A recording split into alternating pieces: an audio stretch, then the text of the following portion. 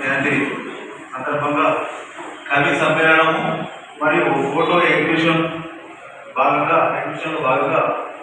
తెలంగాణ సాహిత్య పోరాట స్ఫూర్తి అనేటువంటి అంశంతో ఏర్పాటు చేసినటువంటి సభకు సభా అధ్యక్షులుగా మన తెలంగాణ సాహితీ ఉమ్మడి నల్లగొండ శాఖ నుండి మన కుడాల గోవర్ధన్ సారు అధ్యక్షత వహించవలసిందిగా కోరుతున్నాను.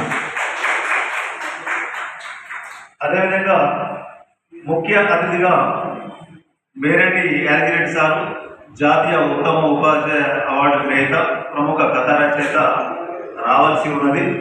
వచ్చినప్పుడు మనం ఆహ్వానించుకున్నామే.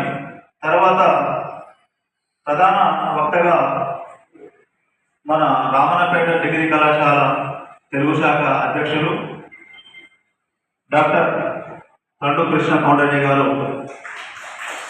సగౌరవంగా వేదికను అలంకరించవలసిందిగా కోరుతున్నాము.